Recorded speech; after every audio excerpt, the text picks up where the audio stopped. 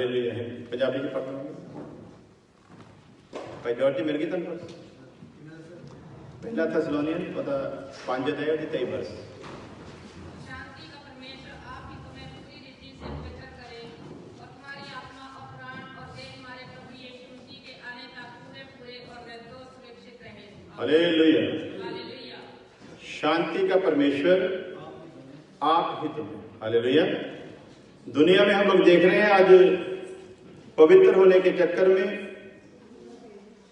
नजात पाने के कारण लोग अपने तरीके से बहुत ज़्यादा यत्न कर रहे हैं, बहुत ज़्यादा कोशिश कर रहे हैं। वो सोचते हैं कि शायद हम अपने तरीके से पवित्र हो जाएंगे। उसके लिए तरह तरह के लोगों ने हथकंडे अपनाए हैं, अपनी भक्ति से परमेश्वर को प्रसन्न करने की कोशिश कर रहे हैं, अपने दान से परमेश्वर को प्रसन्न करने की कोशिश कर रहे हैं, अपने कर्मों से वो चाहते हैं, वो सोचते हैं कि शायद परमेश्वर खुश हो जाए। लेकिन पाक कलाम कहता है परमेश्वर आप ही तुम्हें। हालेलुया। जितनी देर परमेश्वर पवित्र ना करे, हमारी कोई भी भक्ति, हमारी कोई भी साधना, हमारी कोई भी आराधना हमें किसी भी कीमत पर पवित्र नहीं कर सकती। हालेलुया। सो पवित्र करने का टोटल इंतजाम परमेश्वर ने खुद ही किया। क्यों किया? उसकी वजह हम लोग जानते हैं। जैसे हमने तस्वीर ये देखी है, इस इंसान के अंदर पाप के बावजूद परमेश्वर को जानने की एक भूख है। ये चाहता है कि परमेश्वर मुझे किसी तरह मिल जाए, लेकिन परमेश्वर इसे मिलता क्यों नहीं? उसकी वजह जब हम बाइबल में देखते हैं तो पाते हैं कि इसकी हालत क्या है। नंबर 1, इस जहान में जो भी पैदा हुआ है वो आत्मा में मरा हुआ है। इसकी कंडीशन क्या है? पहली, ये आत्मा में मरा हुआ है, पाप में पैदा हुआ है, शराब में पैदा हुआ है, व्यवस्था के अधीन या गुलाम है, शैतान के वश में है, मौत के वश में है और रोगों से पीड़ित है। और कनेक्शन कैसा कटा है? ये सब कुछ होते वक्त जब ये गुनाह में गिरा, 3 हिस्सों में मौत इसको नसीब हुई। और मौत भी शराब के कारण, पहली आत्मिक मौत जो बागी अदन में परमेश्वर के आत्मा से इसके आत्मा की जो मिलाप था वो टूट गया। दूसरी मौत इसकी जिस्म में हुई और तीसरी मौत जब खुदावंद खुदा तख्त पर बैठेगा, न्याय करेगा, तब अनाउंसमेंट की जाएगी। ऐसी हालत है इस आदमी की और कैसे बच सकता है उस पर हम लोग थोड़ी देर के लिए गौर करेंगे। और मैं बार बार कहूंगा, जब टाइम हो गया 5 मिनट पहले मुझको बोल देना, समेट लूंगा। हालेलुया। सो अपने लिए प्रार्थना करना। नींद बहुत आएगी, पहले बता देता हूं, चेक भी कर लेना। नींद बहुत आएगी, परंतु मुकाबला करना लिखा, शैतान का सामना करोगे तो वो भागेगा। क्योंकि प्रचार तो मैंने बहुत किया था पहले, लेकिन अभी थोड़ा सा स्टाइल चेंज हो गया है, तो मेरे ख्याल से आप लोगों को शायद स्टाइल पसंद ना आए। इसीलिए कहता हूं कि दुआ करना, क्योंकि नींद आएगी। हालेलुया। सो वर्ष पढ़िए, परमेश्वर आप तुम्हें पवित्र करेगा। हालेलुया। यानी कि हम पवित्र हो सकते नहीं। और अगली खतरनाक वर्ष ये है कि मसीह यीशु के आने के समय, मैं फिर हिंदी चल जाना, मसीह यीशु दे आने दे वेले तुहाडा शरीर, तुहाडा प्राण, तुहाडा आत्मा दोष रहत संपूर्ण पाया जाए। उर्दू में लिखा बेऐब, रूह भी बेऐब, जान भी है बेऐब और जिस्म भी बेऐब। आज हम लोग खास करके क्रिश्चियनों में थोड़ी प्रॉब्लम हुई है। इन लोगों का सिस्टम ऐसा हो गया है, ऐसी कंट्रियों में आके ये बोलते नहीं जिस्म से कुछ लेना देना नहीं है, लेकिन आज हमने यहीं से शुरू करना है। जिस्म के साथ भक्ति का कितना लेना देना है। हालेलुया। इस जिस्म को इन्होंने तमाशा बनाया। उसी जिस्म के बारे में बाइबल हमें क्या बताती है, आज इस बात को हम लोग सीखेंगे। यदि जिस्म ना हो तो हमारी क्या पहचान है? खुदावंद खुदा ने इसको रचते वक्त, इसकी सृजना करते वक्त इसको बदन ही क्यों दिया? अगर बदन की, अगर जिस्म की खुदा के हजूर कोई अहमियत ही नहीं थी। जिस्म के बिना इसकी कोई पहचान नहीं। इसका नाम भी आदम रखा, जिसका मतलब है मिट्टी का। परमेश्वर जाति से बुला, हम ऐसे तो बड़े बड़े वधिया अहदे रह के हुण साडे विच पास्टर इकबाल गिल जी बड़े ताकतवर, बड़े यानी कि बड़ा कुछ ला दिंदे हैं। जब खुदा ऐसे बुलाता है, बोलता है ओए मिट्टी दिया, की कहता भला की है भला? थोड़ा तुम हंगारा पढ़ोगे तो मैं पता लगो तुम सुन रहे हो। खुदा इहनूं किद्दां बुलांदा भला? जो ट्रंप नूं बुलाऊगा भला किद्दां बुलाऊगा? ट्रंप भावें दुनिया दे विच दुनिया दा बादशाह, लेकिन खुदा जो बुलांदा कहंदा ओए मिट्टी दिया मेरी गल सुन, तू मिट्टी है ते मिट्टी दे विच मिलेगा। तेरा मेरी नजर दे विच कोई भी वजूद नहीं। तेनू इस संसार दे विच घमंड होवेगा कि तू बड़े वड्डे रुतबे ते है, लेकिन मेरे लिए तू मिट्टी सी ते मिट्टी है। हालेलुया। तो इस मिट्टी की जिम्मेवारी क्या है? इसकी एक ही जिम्मेवारी है, ये अपने सृजनहार के हाथ में अपने आप को दे दे। बस वो कैसा बनाए ये इसकी टेंशन नहीं है। इसको ये सोचना नहीं कि वो कैसा बनाए, वो जैसा भी बना कर रखेगा इसके लिए भला ही होगा। हालेलुया। चाहे वो बर्तन अच्छी जगह पर रखने वाला हो या बुरी जगह पर, लेकिन उसकी अहमियत है, उसकी परमेश्वर की नजर में एक कदर है। आज हमारे लिए मुसीबत यही है, मैं वहां पर क्यों नहीं हूं, यहां पर दूसरे पहुंच गए। लेकिन हम ये भूल जाते हैं हमारे पीछे बड़ी लंबी लाइन लगी हुई है, जो हमसे भी कहीं गए गुजरे। तो टेंशन क्या बनी है कि मैं वहां पर क्यों नहीं हूं, जबकि शुक्रगुजारी इस बात की होनी चाहिए कि मैं यहां पर हूं, मुझसे पीछे बहुत लंबी लाइन है। अफ्रीका जैसे देशों में यहाँ लोगों को पीने के लिए पानी नहीं, खाने के लिए रोटी नहीं, जो हम लोग फेंक देते हैं उसमें से वो खाना निकाल कर खाते हैं। इसलिए मुझको इसी बात में शुक्रगुजारी करने की जरूरत है, मेरा एक बनाने वाला है और उसे मेरी फिक्र है और मेरी जिम्मेवारी है जब वो आए मैं जिस्म में भी पवित्र ठहरूं, मैं प्राण में भी पवित्र ठहरूं और मैं रूह में भी पवित्र पाया जाऊं। उसके लिए मुझको करना क्या है? हालेलुया। हम भी मसीह में आए 92 में, यीशु मसीह को जीवन दिया, लेकिन 97 तक ही चल सका। लेकिन हम लोग जब हनोक के बारे में पढ़ते तो क्या लिखा है? वो 300 साल तक परमेश्वर के संग चलता रहा। 300 साल तक। हमारे लिए तो 3 दिन चलना भी कई बार मुश्किल हो जाता है, 300 साल तक परमेश्वर के संग चलना बड़ी मुश्किल बात है। तो मैं भी 92 से लेकर 97 तक, मुझे क्योंकि लिखा है कि तुम्हारा विवेक, तुम्हारा कॉन्शियस तुम पर पूरी मोहर लगाता है, जब तू गलत होता है तब भी, जब तू सही होता है तब भी। तो 97 तक मुझको पता है बहुत अच्छी चाल चले थे मसीह में।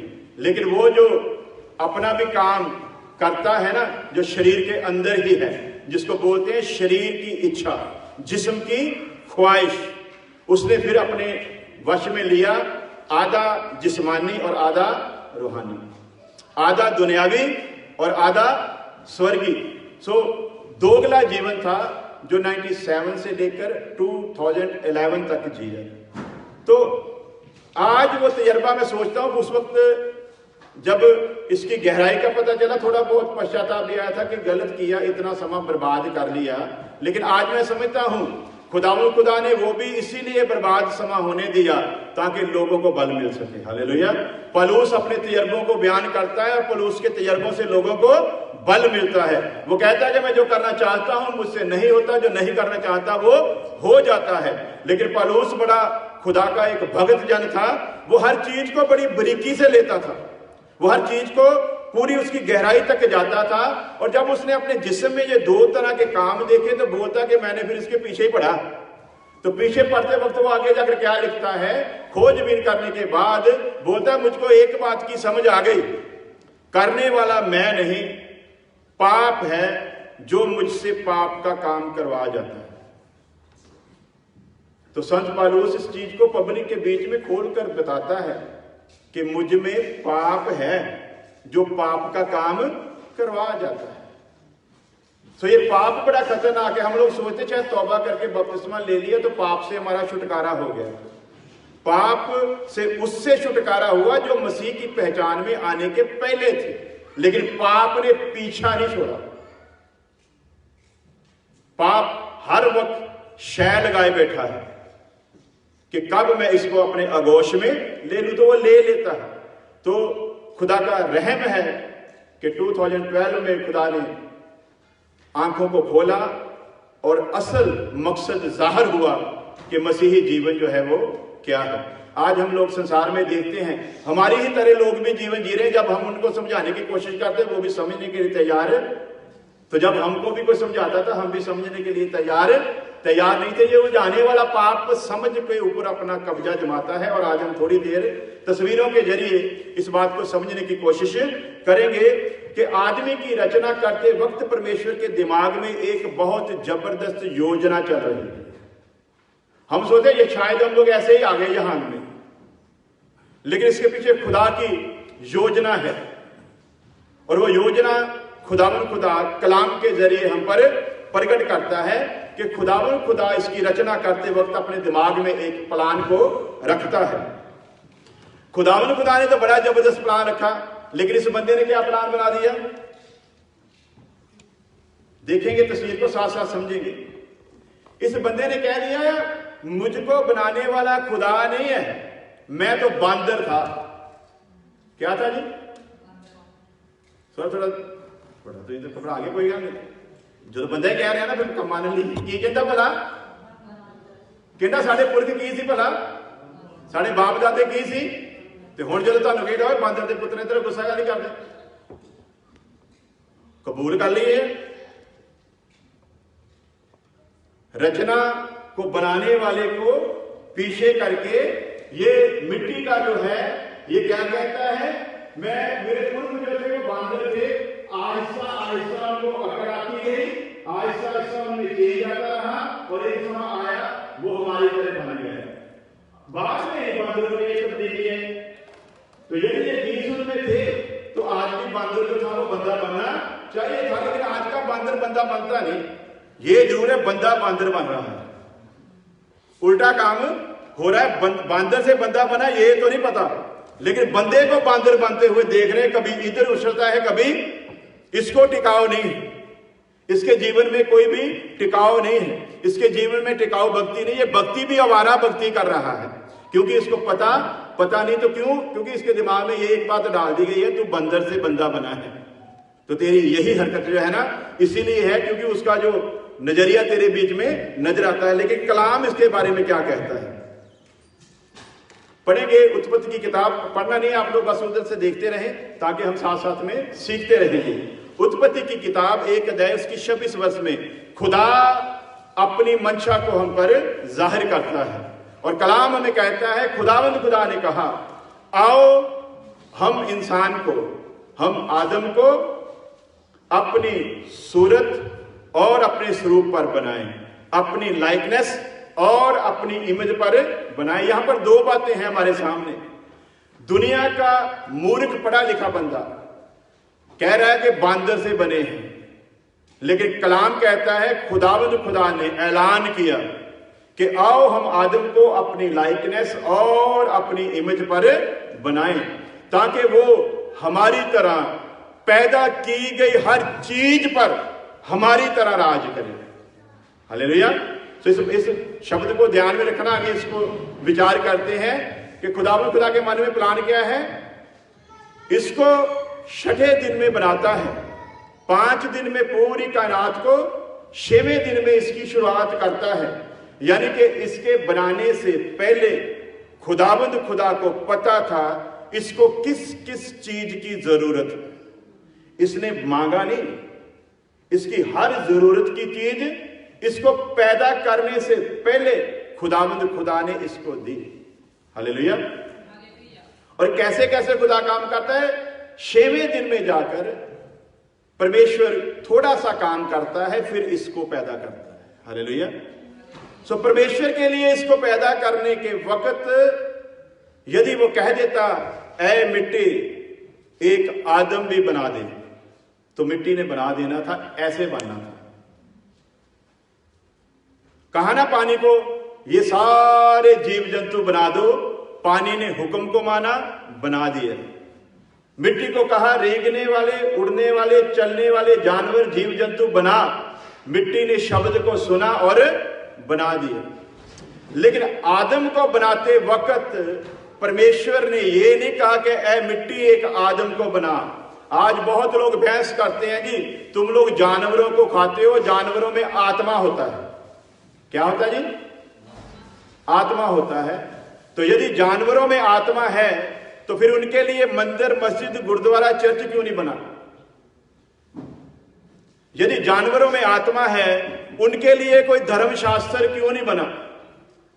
यदि जानवरों में आत्मा है उनके लिए कोई अदालत क्यों नहीं बनाई गई? एक शेर आता है, एक आदमी को खाता है, खाकर उसकी लाश के पास ही सो जाता है, उसके अंदर कोई पश्चाताप नहीं है, और फिर शेर को पकड़कर किसी अदालत में नहीं लेकर जाया जाता कि इसके ऊपर सजा का हुक्म सुनाया जाए। आदमी भी जब ऐसी कंडीशन में पहुंच जाता है तो हम लोग कहते हैं ये जानवर हो गया। की कहने जी बोला क्यों? क्योंकि ये विच आत्मा है नहीं। आत्मा के लिए ही परमेश्वर ने ये सारी प्लानिंग की है। यदि जानवरों में आत्मा होता तो वो भी फिर हमारी तरह ही होते।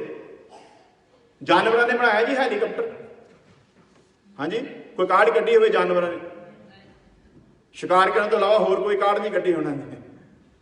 तो यदि उनमें आत्मा होता तो वो भी परमात्मा को खोजने की कोशिश में लगे रहते, क्योंकि आत्मा के लिए प्लानिंग है परमेश्वर की। आत्मा को परमात्मा से मेल होने की जरूरत है, इसीलिए आत्मा के लिए सब कुछ योजना है। तो खुदा कहता है हम इसको लाइकनेस और इमेज पर बनाते हैं ताकि हमारी तरह ये राज करे। और राज करते वक्त खुदा 6वें दिन में थोड़ा सा काम करता है, फिर इसको बनाता है। तो जब पाक कलाम को हम लोग पढ़ते हैं तो देखते हैं कि वो एक दिन जो कहा गया है वो असल में 1000 साल है, एक दिन में नहीं बनाया। मिल्की वे में 10,000 करोड़, इससे भी कई गुना बड़े ग्रह हैं। तो अभी तक साइंटिस्टों ने जो खोज की उसके मुताबिक वो कहते हैं कि अभी इस मिल्की वे तक हम लोग पहुंचे हैं, इससे आगे क्या कुछ छुपा कर रखा हमको पता नहीं। तो ये एक पल में नहीं बनाया, हर चीज को बड़े सिस्टम से खुदा ने बनाया, उनकी गति ठहराई। हर एक ग्रह जो है दूसरे ग्रह के चौगिर्दे 10,000 किलोमीटर प्रति सेकंड की रफ्तार से घूमता है। कभी एक्सीडेंट नहीं हुआ, सुने जी? ਅਸੀਂ ਗੱਡੀਆਂ ਬਣਾਈਆਂ ਨਾ, ਜਾਪਾਨ ने बनाई, कहते 500 किलोमीटर प्रति घंटे की रफ्तार ना लगो, जो एक्सीडेंट होया तो पता नहीं लगा कितने गई।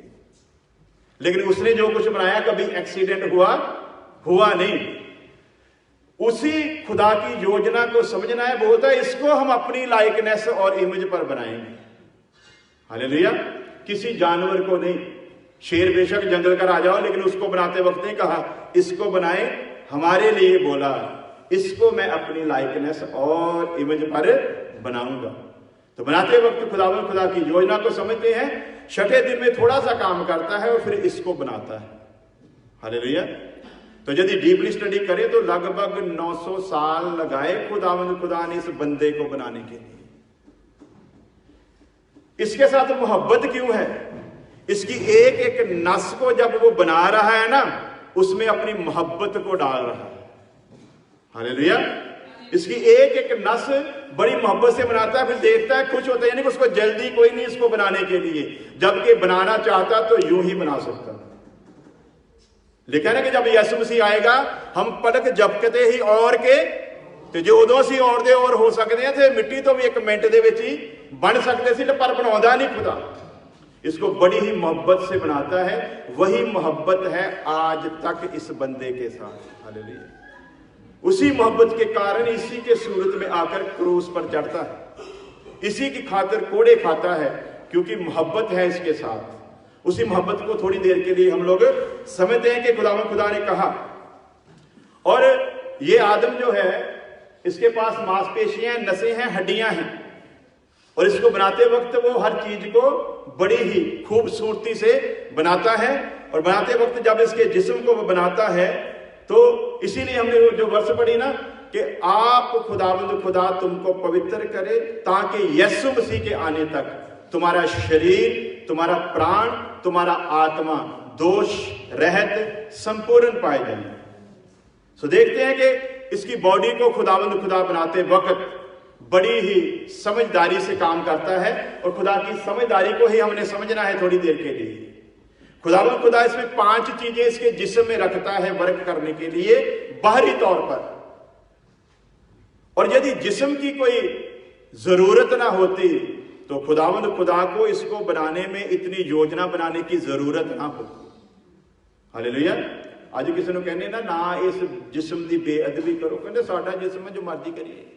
तो फिर तू ये गल ही कहना भी कलाम च लिखा भी तेरी देह जिहड़ी है वो खुदा दा मंदिर है। मेरी देह मेरी है, मेरी देह तो तुसीं चुंडी वड़ सकते आके, थप्पड़ नहीं मारांगा मैं। तू कौन होंदा मेरे बदन दे ते चुंडी वड्डण वाला? तो हुण नवां जन्म पाए हुए दी कंडीशन भला की है? You are the temple of God. तुसीं परमेश्वर दा, ते तुहाडी जुरत हो सकती है इस परमेश्वर के मंदिर के नाल कोई छेड़छाड़ करन दी? बोलो, परमेश्वर के नाल छेड़छाड़ कर सकते? लिखा जूंदे परमेश्वर के हथ विच पैना बहुत भयानक गल है। तो फिर असीं किदां इस जिस्म के नाल छेड़छाड़ कर जाने? इहदा मतलब सीधा सीधा है, जां ते असीं समझदे नहीं है भी ये उहदा मंदिर है, ते जां जानबूझ के समझना चाहुंदे। दो ही गल्लां साडे सामने, जां ते समझदे हैं, तो जे समझते हैं फिर छेड़छाड़ नहीं कर सकते, तो जे नहीं समझते तो फिर छेड़छाड़ कर सकते। पर याद रखो, कहना ਉਹਦੇ ਆਉਣ ਦੇ ਵੇਲੇ ਮੈਨੂੰ तेरा शरीर पवित्र चाहिए। हालेलुया। इसलिए 12:2 ਦੇ ਵਿੱਚ लिखा है, रोमी ਦੇ ਖਾਤੇ ਤੁਸੀਂ ਬਾਅਦ ਚ जाके पढ़ लेना, इस संसार के सदर्श ना बनो, इस दुनिया वर्गे ना बनो, बल्कि अपनी सोच दे नवा होने करके तुसी होर दे। जे ते सोच नवी हुई है, जे सोच दे विच नवा जन्म होया, जे सोच च नवे जन्म का पहला काम होया, तो फिर असी होर दे होर बनांगे। पर जे सोच उही आ जिहड़ी पहला सी, तो इहदा मतलब है नवा जन्म होया नहीं है। क्योंकि नवे जन्म दीयां जिहड़ियां कंडीशनां आ वो बाद च कदी जिंदगी देखिया सीखांगे। 27 स्टैप आ नवे जन्म दे, और पहले स्टैप दे विच पहला काम जिहड़ा खुदा स्वर्ग दे विच बैठ के करदा है, जिहदे विच किसी इंसान की कोई खूबी नहीं, ਉਹਦੇ ਚ ना कोई मेरी खूबी ना किसी सेवक की कोई खूबी, वो खुदावंद खुदा नजात के पहले काम नूं आप अंजाम दिंदा है। और अंजाम दिंदे वक्त सब तो पहला जिहड़ा इहदे च चेंज होंदा है वो इहदी सोच दे विच है। और जदों इहदी सोच चेंज हुंदी आ उदों इह संसार वर्गा नहीं रह सकदा। इसलिए कलाम च लिखिआ, तुहाडे घटिया चाल चलन के कारण दुनिया दे विच मसीह दे नाम की बदनामी हुंदी है। काहदे लई हुंदी भला जी? हाँ जी, निकम्मा चाल चलन। नवा जन्म पाया हुआ बंदा अपने सिरजनहार की सूरत के उत्ते बन रहा है। ये जदों नवा जन्म पाउंदा आ, उस तो बाद हर दिन दुनिया दे विच लोकां नूं इहदे विच चेंज नज़र आउणा चाहिदा है। ये जो भी कुछ पहला करदा सी दुनिया तरीके दे नाल, हुण ये दुनिया दे नाल चल सकदा? इहदा दुनिया दे नाल कोई भी मतलब रह गया? और इहनूं संत पौलुस फिर लिखदा है, कहना मैं अपने आप नूं शरीर दीयां सारियां कामनावां ते अभिलाषावां समेत सलीब दे उत्ते टंग दिता। हुण मैं नहीं जिउंदा बल्कि मसीह यसू मेरे विच टंग दिता ना सारियां जिस्म दीयां ख्वाहिशां। ते फिर साडे अंदर क्यों आ? हाँ जी, असी क्यों कहने हैं दास नूं आके मेरे लिए प्रार्थना करो? समझांगे अज? अज बड़ा रौला पिया चंगियाइयां चुगइयां दा। हुण मैं तुहाडे नाल सवाल करांगा, फिर जवाब दिओ अकॉर्डिंग टू बाइबल।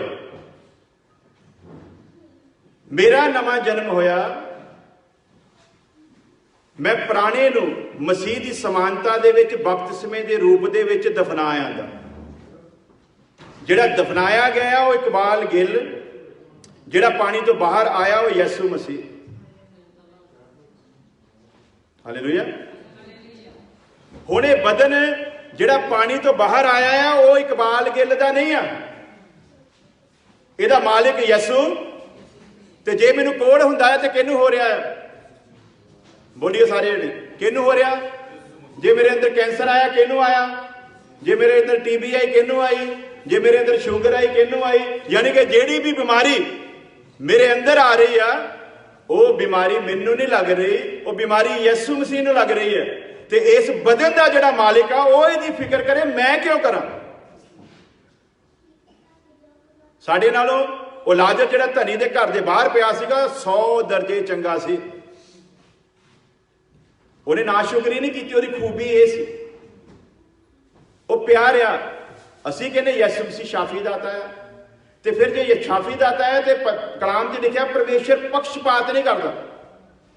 ਤੇ ਜੇ ਪਰਮੇਸ਼ਰ ਪਕਸ਼ਪਾਤ ਨਹੀਂ ਕਰਦਾ, ਲਿਖਿਆ ਯਿਸੂ ਮਸੀਹ ਇੱਕ ਨਗਰ ਦੇ ਵਿੱਚ ਗਿਆ, ਉੱਥੇ ਜਿਹਨਾਂ ਨੂੰ ਚੰਗੇ ਹੋਣ ਦੀ ਜ਼ਰੂਰਤ ਸੀ ਉਹਨਾਂ ਨੂੰ ਚੰਗੇ ਕੀਤਾ। ਜਿਹੜੇ ਬਿਮਾਰ 100 ਬਿਮਾਰ ਆ ਤੇ ਉਹਨਾਂ ਵਿੱਚੋਂ 50 ਬਿਮਾਰਾਂ ਨੂੰ ਚੰਗੇ ਹੋਣ ਦੀ ਜ਼ਰੂਰਤ ਨਹੀਂ। ਹਾਂਜੀ, ਬਿਮਾਰ ਕਿਹੜਾ ਜਿਹਨੂੰ ਚੰਗੇ ਹੋਣ ਦੀ ਜ਼ਰੂਰਤ ਨਹੀਂ? ਹੱਥ ਖੜਾ ਕਰੋ। ਲੇਕਿਨ ਕੀ ਲਿਖਿਆ ਉੱਥੇ? ਜਿਹਨਾਂ ਨੂੰ ਹੁਣ ਲੋਕੀ ਤਾਂ ਹੀ ਉਹਦੇ ਚੈਲੰਜ ਕਰਦੇ, ਕਹਿੰਦੇ ਜੇ ਤੁਸੀਂ ਇੰਨੀ ਚੰਗਿਆਈ ਦੇ ਰੌਲਾ ਪਾਉਂਦੇ ਤੇ ਜਾਓ ਹਸਪੀਟਲਾਂ 'ਚ ਜਾਓ, ਬੰਦ ਕਰਾਓ ਹਸਪੀਟਲ ਜਾ ਕੇ, ਉੱਥੇ ਸਾਰੇ ਤੁਹਾਡਾ ਯਿਸੂ ਚਰਚ ਵਿੱਚ ਹੀ ਚੰਗਾ ਕਰਦਾ। ਅਸੀਂ ਆਪ ਲੋਕਾਂ ਨੂੰ ਅਸਲ 'ਚ ਅਸੀਂ ਉਹਦੀ ਅਹਿਮੀਅਤ ਨੂੰ ਸਮਝਾਇਆ ਨਹੀਂ। ਕਲਾਮ ਕੀ ਕਹਿੰਦਾ ਇਹਦੇ ਬਾਰੇ? ਉਹ ਆਪਣਾ ਕਲਾਮ ਭੇਜ ਕੇ ਲੋਕਾਂ ਨੂੰ ਚੰਗਾ ਕਰਦਾ ਤੇ ਆਉਣ ਵਾਲੀ ਤਬਾਹੀ ਤੋਂ ਉਹਦਾ ਕੰਮ ਹੈ, ਸਾਡਾ ਕੰਮ ਨਹੀਂ ਹੈ ਟੈਨਸ਼ਨ ਲੈਣ ਦੀ ਵੀ ਕਿਹੜਾ ਬਿਮਾਰ ਚੰਗਾ ਹੁੰਦਾ ਤੇ ਕਿਹੜਾ।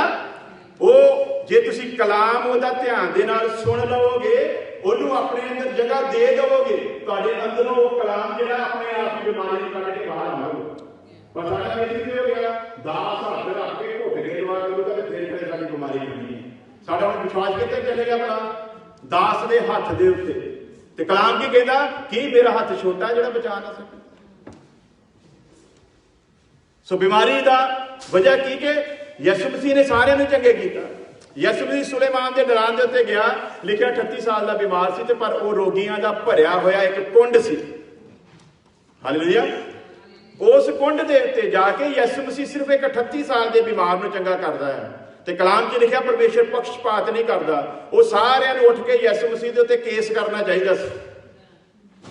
ਤੇਰੇ ਬਾਰੇ ਲਿਖਿਆ ਤੂੰ ਪੱਖਪਾਤ ਕਰਦਾ ਤੇ ਫਿਰ ਤੂੰ ਇੱਕ ਨੂੰ ਬਿਮਾਰ ਨੂੰ ਚੰਗਾ ਕਰਕੇ ਚੱਲਣਾ ਤੇ ਬਾਕੀ ਦੇ ਨਾਲ ਤੇਰਾ ਪਕਸ਼ਪਾਤ ਨਹੀਂ। ਫਿਰ ਸਾਡੇ ਨਾਲ ਇਹ ਦਗੇਜੀ ਜਿਹੜੀ ਆ ਤੂੰ ਕਿਉਂ ਕਰਦਾ ਹੈ? ਅਸੀਂ ਲਾਜ਼ਰ ਦੇ ਉੱਤੇ ਦੇਖ ਲੈਨੇ ਆ, ਲਾਜ਼ਰ ਸਾਰੀ ਜ਼ਿੰਦਗੀ ਬਿਮਾਰੀ ਦੇ ਵਿੱਚ ਰਿਹਾ ਔਰ ਇਹ ਵਾਰਦਾਤ ਜਿਹੜੀ ਹੈ ਕੌਣ ਸੁਣਾ ਰਿਹਾ ਭਲਾ? ਯਿਸੂ ਮਸੀਹ ਸੁਣਾ ਰਿਹਾ ਨਾ।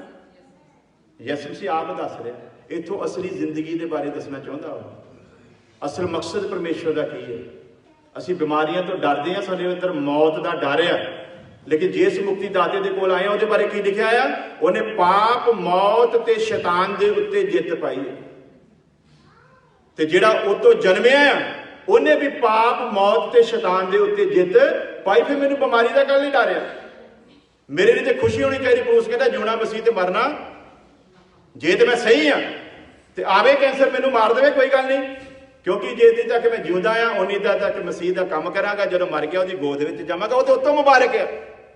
ਤੇ ਫਿਰ ਮਸੀਹ ਬੰਦੇ ਦੇ ਅੰਦਰ ਮੌਤ ਦਾ ਡਰ ਕਿਉਂ? ਇਸ ਲਈ ਉਹਨੇ 15 ਅਧਿਆਇ 'ਚ ਲਿਖਿਆ ਆ, ਇਹ ਮੌਤ ਤੇਰਾ ਡੰਗ ਕਿੱਥੇ? ਅਸੀਂ ਪੜ੍ਹਦੇ ਹਾਂ ਪਰ ਉਹਦੇ ਤੇ ਅਮਲ ਕਰਦੇ ਨਹੀਂ। ਸਰੀਰ ਉਹਦਾ ਆ, ਉਹ ਚਿੰਤਾ ਕਰੇ। ਲਾਜ਼ਰ ਮਰ ਗਿਆ, ਉਸ ਤੋਂ ਬਾਅਦ ਪ੍ਰਭੂ ਦੱਸਦਾ ਅਸਲੀ ਯੋਜਨਾ। ਅਸੀਂ ਬੇਸ਼ੱਕ ਬਿਮਾਰੀ ਦੇ ਵਿੱਚ ਮਰ ਵੀ ਜਾਈਏ, ਸਾਡੀ ਨਜਾਤ ਦਾ ਐਲਾਨ ਹੋ ਚੁੱਕਾ ਹੈ। ਹਾਲੇਲੂਇਆ। ਇਸ ਲਈ ਬਾਰ-ਬਾਰ ਬਿਮਾਰੀਆਂ ਦੇ ਲਈ ਨਹੀਂ, ਕਲਾਮ ਨੂੰ ਅੰਦਰ ਆਉਣ ਦਿਓ। ਉਹਦਾ ਕਲਾਮ ਹੀ ਤੁਹਾਨੂੰ ਆਪਣੇ ਆਪ ਚੰਗਾ ਕਰੇਗਾ। ਜਦੋਂ ਅਸੀਂ ਪਵਿੱਤਰਤਾ ਦੇ ਵੱਲ ਕਦਮ ਵਧਾਉਂਦੇ ਪਾਪ ਦੇ ਕਾਰਨ ਹੈ ਨਾ ਬਿਮਾਰੀਆਂ, ਤੇ ਪਾਪ ਨੂੰ ਛੱਡ ਦਿਓ, ਪਵਿੱਤਰਤਾ ਪਕੀਜ਼ਗੀ ਨੂੰ ਲੈ ਆਓ, ਬਿਮਾਰੀਆਂ ਆਪਣੇ ਆਪ ਚਲੇ ਜਾਣੀਆਂ। ਜਿੱਥੇ ਰੋਸ਼ਨੀ ਆ ਗਈ ਉੱਥੇ ਹਨੇਰਾ ਰਹਿ ਸਕਦਾ, ਜਿੱਥੇ ਖੁਦਾ ਦਾ ਬੇਟਾ ਆ ਗਿਆ ਉੱਥੇ ਬਿਮਾਰੀ ਵੀ ਫਿਰ ਰਹਿ ਸਕਦੀ ਨਹੀਂ। ਇਹਦਾ ਮਤਲਬ ਖੁਦਾ ਦਾ ਬੇਟਾ ਜੇ ਅੰਦਰ ਆਇਆ ਨਹੀਂ ਹੈ ਤਾਂ ਹੀ ਉਹ ਬਿਮਾਰੀ ਆ ਰਹੀ ਹੈ, ਤੇ ਤਾਂ ਹੀ ਬਿਮਾਰੀ ਦਾ ਡਰ ਆ ਵੀ ਕਿਤੇ ਮੈਂ ਮਰ ਨਾ ਜਾਵਾਂ। ਲੇਕਿਨ ਉਹਦੇ ਲੋਕ ਇਸ ਲਈ ਬਣਾਏ ਗਏ ਕਿ ਮੌਤ ਦੇ ਉੱਤੇ ਜਿੱਤ ਨੂੰ ਪ੍ਰਾਪਤ ਕਰਦਾ। ਖੁਦਾ ਇਹਦੇ ਬਦਨ ਨੂੰ ਬਣਾਉਂਦਾ, ਉਹਦੇ ਵਿੱਚ 5 ਚੀਜ਼ਾਂ ਰੱਖਦਾ ਹੈ: ਦੇਖਣਾ, ਸੁੰਘਣਾ, ਚਖਣਾ, ਸੁਣਨਾ ਤੇ ਸਪਰਸ਼ ਕਰਨਾ। ਹੁਣ ਪਹਿਲੀ ਗੱਲ ਦੇ ਉੱਤੇ ਦੇਖਦੇ ਹਾਂ, ਗੌਰ ਕਰਦੇ ਹਾਂ, ਦੇਖਣਾ। ਹਾਲੇਲੂਇਆ। ਤੇ ਗੁਨਾਹ ਜਿਹੜਾ ਆ ਉਹ ਪ੍ਰਾਣ ਕਰੇਗਾ ਕਿ ਆਤਮਾ ਕਰੇਗੀ ਕਿ ਬੋਡੀ ਤੋਂ ਸ਼ੁਰੂ ਹੋਵੇਗਾ? ਅੱਖ ਕਿਹਦੇ ਵਿੱਚ ਫਿੱਟ ਕੀਤੀ? ਇਹ ਅੱਖ ਦੇਖੇਗੀ ਤੇ ਵਿਚਾਰ ਜਨਮ ਲੈਣਗੇ। ਵਿਚਾਰ ਜਨਮ ਲੈਣਗੇ, ਅਭਿਲਾਸ਼ਾ ਪੈਦਾ ਹੋਵੇਗੀ। ਅਭਿਲਾਸ਼ਾ ਪੈਦਾ ਹੋਵੇਗੀ, ਪਾਪ ਆਵੇਗਾ। ਪਾਪ ਆਵੇਗਾ ਤੇ ਮੌਤ ਲੈ ਕੇ ਆਵੇਗਾ। ਤੇ ਫਿਰ ਹੁਣ ਸਾਡੀ ਅੱਖ ਕਿੱਦਾਂ ਦੀ ਹੋਣੀ ਚਾਹੀਦੀ ਜੀ? ਬੋਲੋ, ਸਾਡੀ ਕਿੱਦਾਂ ਦੀ? ਤੇ ਜੇ ਅੱਖ ਪਾਕ ਨਾ ਹੋਈ ਤੇ ਫਿਰ ਵਿਚਾਰ ਚੰਗੇ ਹੋ ਸਕਦੇ? ਜੇ ਅੱਖ ਨੇਕ ਨਾ ਹੋਈ ਤੇ ਵਿਚਾਰ ਵੀ ਨੇਕ ਹੋ ਸਕਦੇ? ਜਦੋਂ ਮੇਰੀ ਅੱਖ ਬੁਰੀ ਆ, ਲਿਖਿਆ ਤੇਰੀ ਜੇ ਅੱਖ ਬੁਰੀ ਤੇ ਤੇਰਾ ਸਾਰਾ ਕੁਝ ਹੀ ਬੁਰਾ ਹੀ ਆ। इस करके की कलाम हुण कहंदा चंगाइयां पाउण वालियां दे लई आ, कहंदा काणा हो के स्वर्ग के राज विच जाना तेरे लिए चंगा। हुण मेरे को काणा बदवा करवाउणा होगा तो मैं उन्हें की कहूँगा भला, बोलो। काणा हो के जिहड़ी चंगी चीज मैं उन्हें दसूंगा कि बुरी दसूंगा? काणा हो के, क्योंकि हुण तू काणा हुण तेनों अपने आप नहीं पता भी मेरे वाला किसी ने आकर्षित नहीं होना, तो जो तू सुजाका हो गया तेन पता लग जाना मैं हैंडसम है, बहुत सोहना लगदा हाँ। तो हुण मैं उन्होंने की समझावांगा, काणा हो के तेरे लिए स्वर्ग की बादशाह च जाना चंगा, तू दो अखां हुंदा होया नरक की अग दे विच जाना। हालेलुया। सो फिर असी जिहदी नजात दे लई खुदा ने सानू बुलाया भी लोगों के कोल नजात का पैगाम लैके जाओ, उन्होंने फिर असी वो दसांगे ना जिहड़ी खुदा दे नाल चीज जोड़दी है, को दसांगे जिहड़ी तोड़दी है। बोलो। बीमार चंगा हो जाता अगले संडे चर्च च आउंदा ही नहीं। हाँ जी। तो फिर असीं तो यह दुआ करिए प्रभु जी ने बीमार रख चर्च च आउंदे रहन, असीं पुट्ठी दुआ कर ली करिए जिहड़ी खुदा नूं पसंद ना आवे। किसी की तनख्वाह वध जाती है, उन्हें पुछदा चर्च क्यों नहीं आया, कहने जी ड्यूटी वध गई, तेरी ड्यूटी घटे।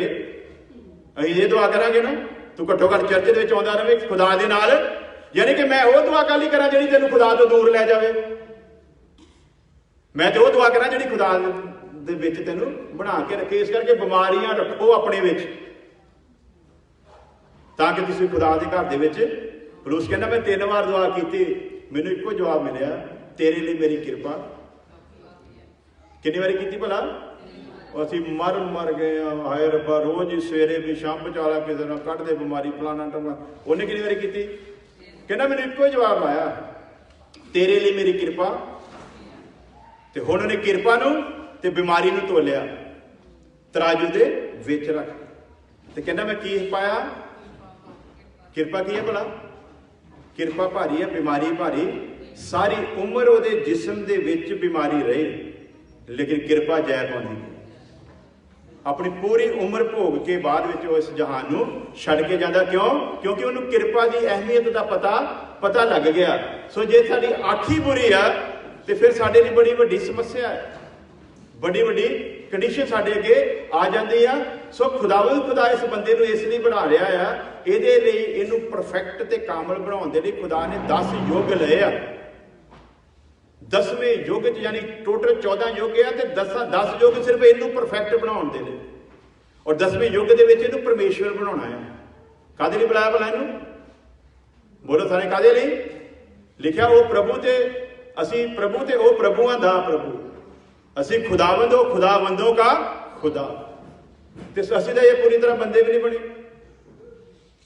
हाँ जी। गल ते बहस, गल ते असी अपने आप को धर्मी ठहराउण दी कोशिश करते रहने हैं। अजे तो बंदे भी नहीं बने तो वही योजना भला की है? इस बंदे नूं खुदा बना के अपने अगे लैके आउणा, क्योंकि उहदे नाल ओही मेल कर सकदा जिहड़ा उहदे वर्गा। अपनी अखां नूं बंद करांगे, सिरां च काम। तेरे लहू से मिली मुझे माफी है, तेरा फजल मेरे लिए काफी। तारीफ हो खुदा के बर की, तारीफ हो मेरे यीशु की, तारीफ हो खुदा के बर की, तारीफ हो मेरे यीशु की। गुरे से उठाया मुझको यीशु ने, यीशु ने सीने से लगाया मुझको यीशु ने, यीशु ने, यीशु ने। तेरा फजल मेरे लिए काफी। आज उसे कहें तेरा फजल मेरे लिए काफी है, मुझे कुछ नहीं चाहिए, मुझे बस तू चाहिए। तू मेरा बनाने वाला है, मेरी फिक्र करने वाला है। बस मुझे तू ऐसा बना कि जब तेरा बेटा यीशु आए मेरा बदन पाक हो, मेरी रूह पाक हो, मेरी जान पाक हो। ताकि मैं तेरे साथ हो गया। खुदा तेरे कलाम का जो बीज बोया गया इन जिंदगियों में 100 गुना फल, हर एक जिंदगी में तेरा नेक मकसद पूरा हो, हर जिंदगी को तेरे मुबारक हाथों में दे दे। हमारी दुआ को सुन ले, मसीह यीशु के नाम, आमीन।